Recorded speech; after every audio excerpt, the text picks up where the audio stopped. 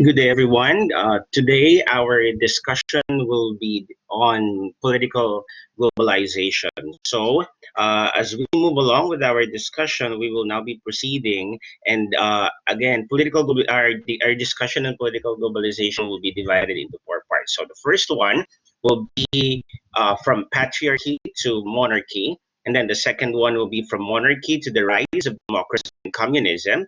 And then the third one will be all about the great rivalry. It's all about democracy versus communism. And the last one, we will be discussing about the post Cold War world. Okay.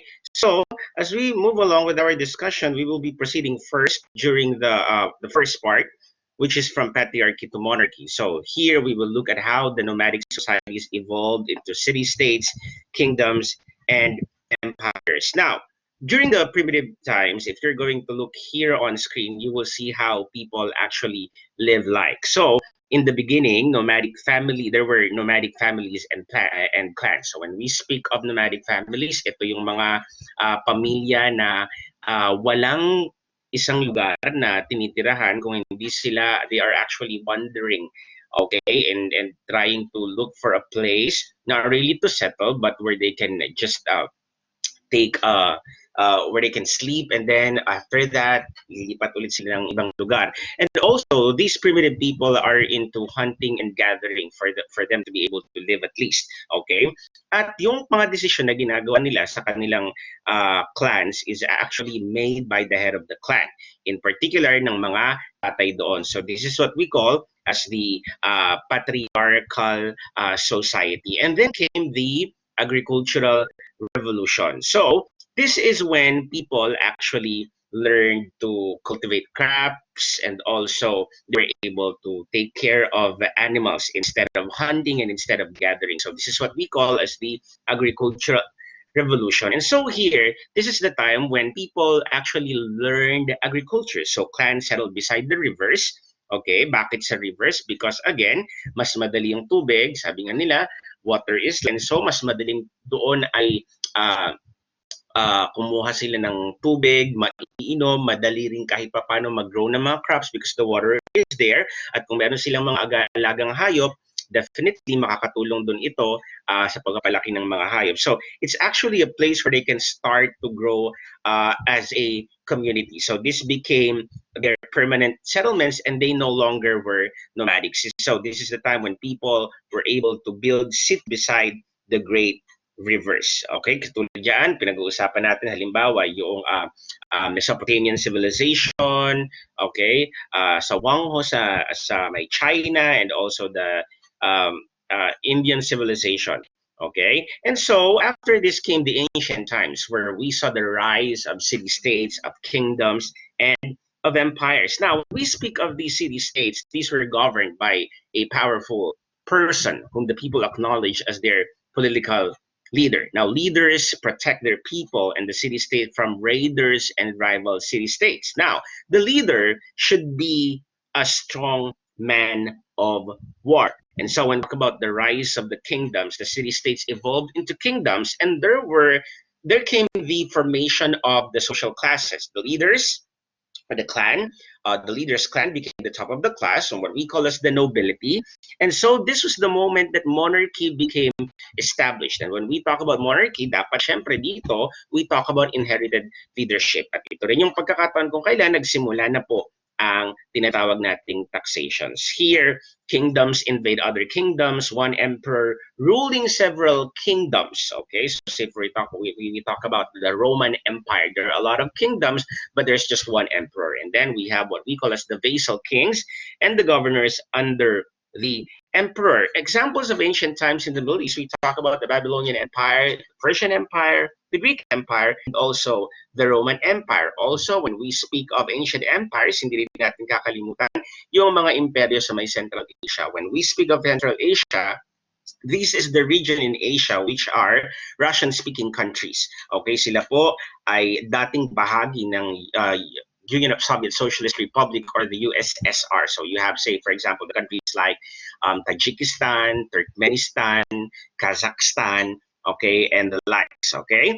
And so also we talk about the examples of the ancient empires in Southeast Asia, the Khmer Empire and also the Srivijaya Empire. Now, in the Americas, okay, kung lilipat tayo ng region na medyo malayo sa atin, we will be discussing about the Maya Empire, the Aztec Empire, or the Inca Empire. In the Middle East, we have also what we call as the Islamic Empire. And in Europe, we have the Holy Roman Empire and the Byzantine Empire. And then came the rise of mercantilism. And when we speak of mercantilism, we talk about the quest for gold and spices. Okay, again, pag pinag-usapan natin ng spices noong mga panahon na ito, sila po yung itong mga world powers. Okay, so for example, during that time, particularly during the early 16th century. So we're referring to the time that the Philippines was colonized by Spaniards. There were only two world powers. We have Portugal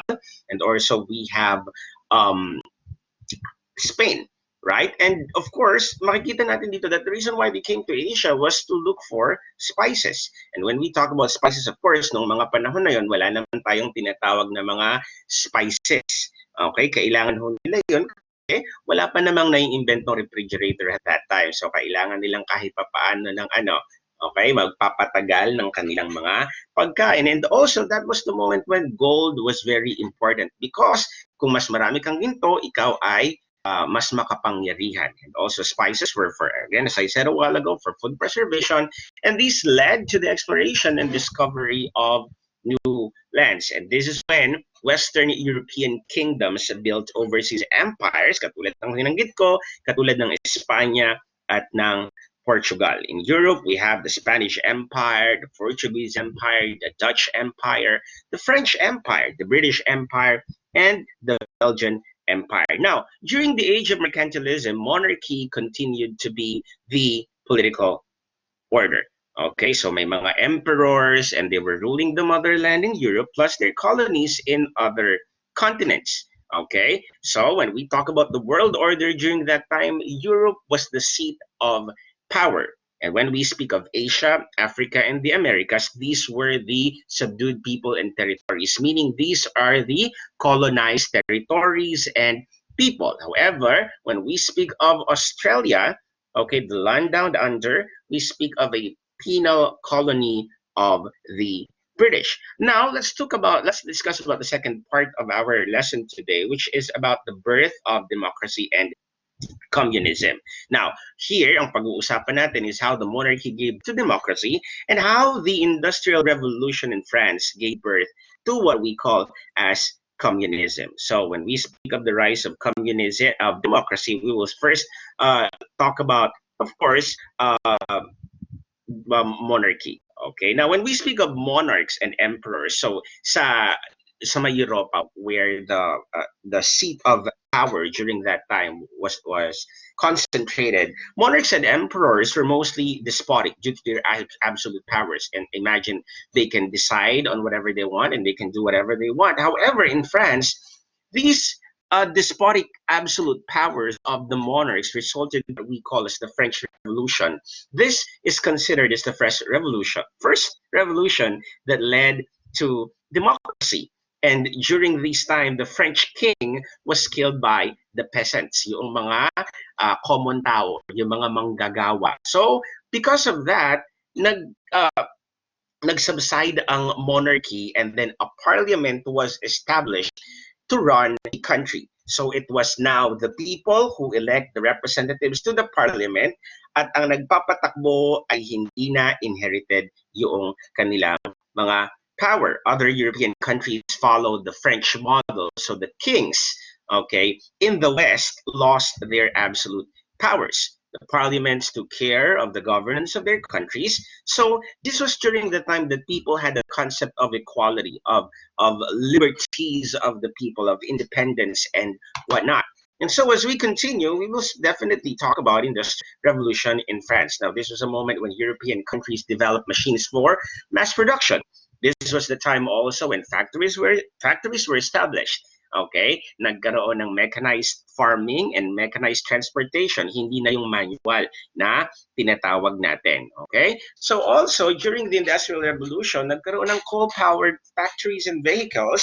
However, because of this revolution also, it has done a great damage to the environment. Nagkaroon ng poor labor practices, in particular, yung pangangalaga doon sa mga nagtatrabaho. Okay. Now, the Industrial Revolution made the Western European empires more powerful economically and politically. So when we talk about these empires noong sa kasagsagan ng panahon na ito, naging makapangyarihang mga bansa ang mga bansa tulad ng Inglaterra, ng France, ng Spain, Germany, Belgium, and Holland, whom we also know as Netherlands at the moment. And so the United States of America also became like the Western European powers. And somehow, this gave birth to communism. Dito po sa nakikita niyo sa picture ito, hindi po ito si Santa Claus. Of course, we know this as Karl Marx, okay, is considered as the father of communism. Because of the Industrial Revolution, there became a demarcation between two social classes in the society. So you talk about the capitalists, sila yung mga may-ari ng mga kumpanya, mga mangyarihan at mga mayayamang mga tao. And of course, you talk about the masses. Of course, pero ito rin yung tinatawag nating mga the bourgeoisie and the proletariat. So these are just synonyms of the capitalists and the masses. So when you talk about the capitalists, sila po yung mga bourgeoisie, yung tinatawag nating bourgeoisie. And when you talk about the masses, this is the working class of the society, the proletariats. And of course, when you speak of the capitalists, these are the rich, the factory owners, and the masses of the working class, the laborers, the factory workers. This was how the 1800s in Europe actually look like. The capitalists oftentimes exploit the laborers and nagkaroon noong hindi pagkakapantay-pantay. So there was seen to be no equality of men anymore. And so here we have Karl Marx, a German philosopher living in England, who was able to observe this. And somehow he hated the exploitation of the masses by the elites. And he dreamt of a classless society where there are no bourgeoisie nor working class people. And so he hatched the ideas of communism. And he worked on this by writing two books. These two books are the Das Kapital and the other one is the Communist Manifesto, which is considered as the Bible of communism, which he wrote together with his friend, okay, Friedrich Engels. Okay, so as we continue with our discussion, somehow yung idea ni Karl Marx spread. Okay, communism was never applied during the lifetime of Marx. So somehow this was somehow an idea of Marx which he was not able to experience at all. So back in 1917, Russia became the first country to apply communism. So this was the moment that led to the Russian Revolution, which was led by Vladimir Lenin, okay, which ended the monarchy in Russia, started the Soviet era. Okay, and so let's continue right now. Now, Lenin confiscated all the wealth of Russia and distributed it equally among the people. So that is very much the concept of communism. Diba? You overthrow the capitalists and then you distribute the wealth of the people sa lahat ng mga tao. Somehow it's very idealistic, right? And when you look at it somehow, makikita natin na ang konsepto ng komunismo is actually very much appealing. Okay, the concept of communism is very much appealing because we talk about the equality of all. There are no rich people, there are no poor people, everyone is equal. So somehow that is the appeal of communism. Okay, he set up, and I'm referring to Lenin, he set up communist government which is iron-fisted. Okay, communist Russia invaded 14 neighboring countries and integrated them in the Soviet Union, also called as the USSR, or the Union of Soviet Socialist Republic.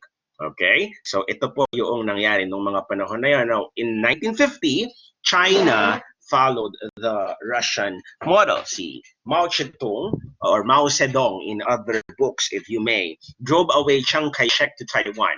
Okay, and Mao Zedong set up a communist government in mainland China. And so the next part of our discussion will be all about the world wars and the Cold War. So here we will look at the great rivalry between democracy, and communism. Okay, again, reviewin lang po natin, we're already done with our discussion of the first one, from patriarchy to monarchy, and then the second one from monarchy to the rise of communism and communism. And at this time, we will be discussing the great rivalry, which is the democracy versus communism, and the post-Cold War world. Okay, so we talk about World War One and World War Two. Of course, none of us were alive during this time, but definitely these were historical events that were very much um, uh, tawag dito, ito ay naging nagmitya kung anong klase ng mundo meron tayo sa kasalukuyan. Okay, the First and the Second World War caused the powerful nations to polarize. Okay, so yung nagkaroon ng kampi-kampihan at pag-aaway-away. So during the First World War, so we have what we call as the Axis and the Allied powers. So when we talk about the Axis powers during the First World War, we speak of Germany, Austria-Hungary, and the Ottoman Empire. And when we speak of the Allied powers during the First World War, ito po ay binubuo ng United States, Great Britain, France, of course, you talk about the USSR, Japan, and Italy. Okay, but during the Second World War, medyo nagkaroon ng pagbabago sa kampihan at awayan, okay, ng mga makakapangyarihang mga bansa na ito. Because during the Second World War, when we speak of the Axis powers, we are just referring to Germany, Italy, and Japan. And when we speak of the Allied powers in the Second World War, we have the United States, Great Britain, France, and USSR. Okay? Now, when we speak of the Axis powers, ito po yung tinatawag natin na mga bansa who are actually championing the cause of fascism and monarchy against those of the Allied powers who are embracing the concepts of democracy and communism.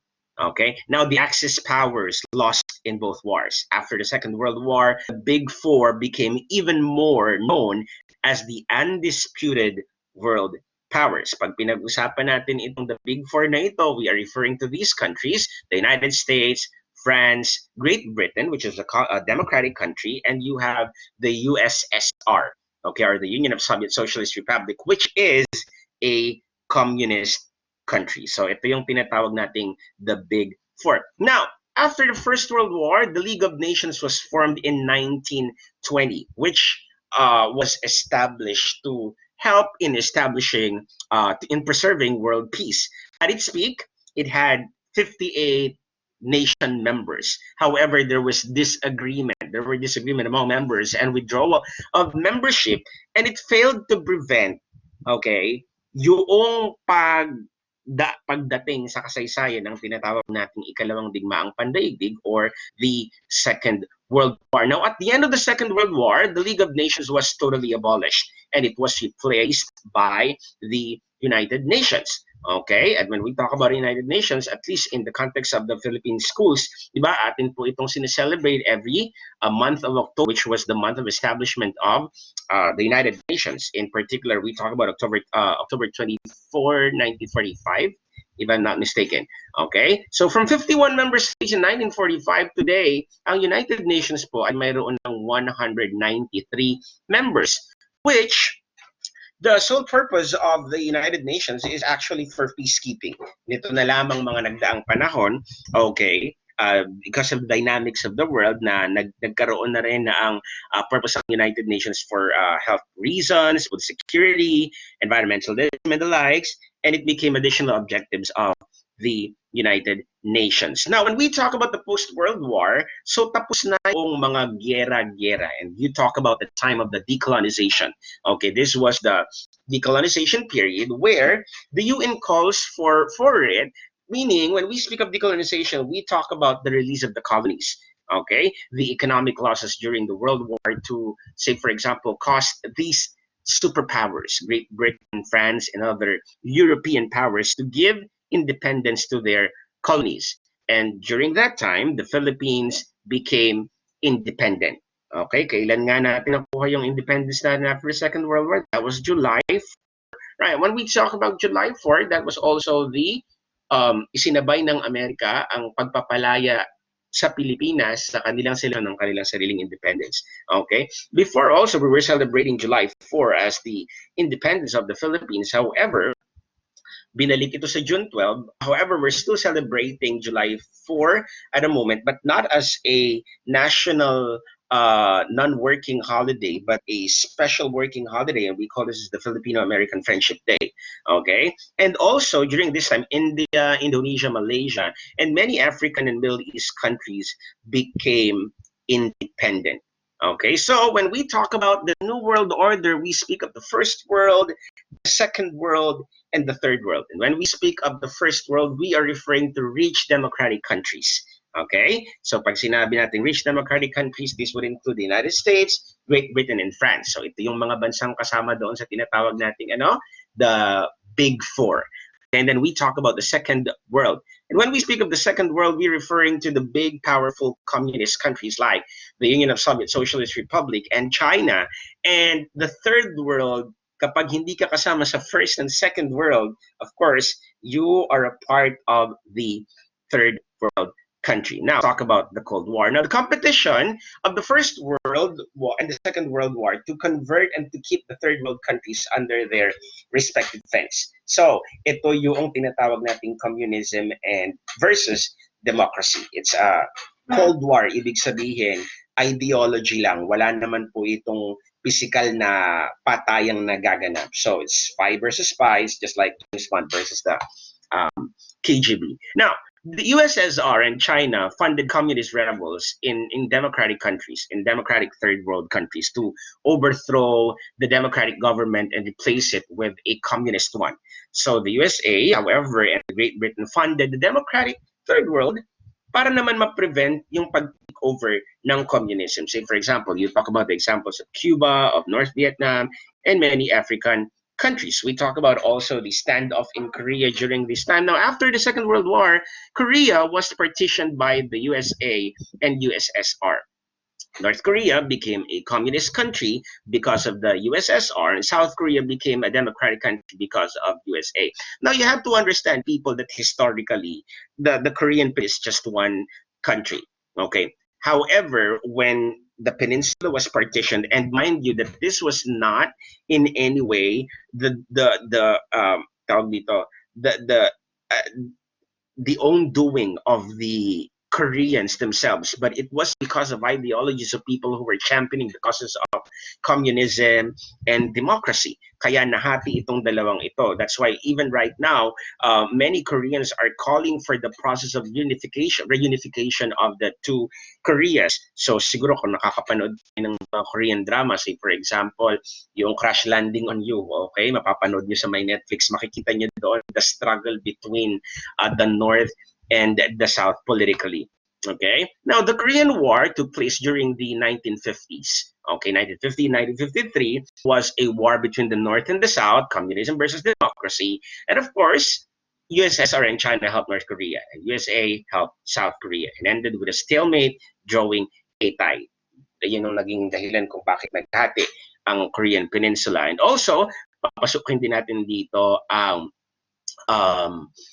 Cold War. And historically, when we speak of the Cold War, this was the only war na natalo ang Amerika. Not because they really lost sa gera, but because because of the pressure of the American people. And this was a televised war, if we may say that. Okay, now after the Second World War, Vietnam was also partitioned. North Vietnam became communist because of USSR, and South Vietnam became democratic, okay, because of USA. Now, in 1965 to 1975, North Vietnam invaded South Vietnam. USSR and China, again, if we may recall, funded North Vietnam. However, USA helped South Vietnam.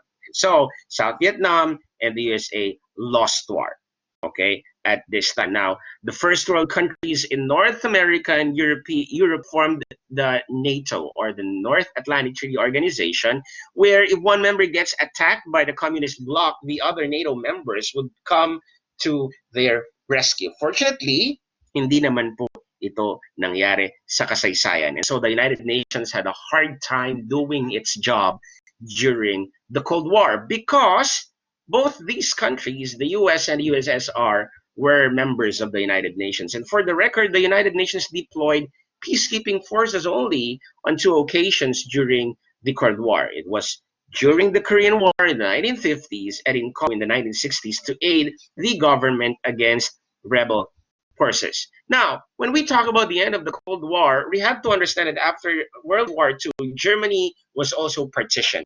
Okay?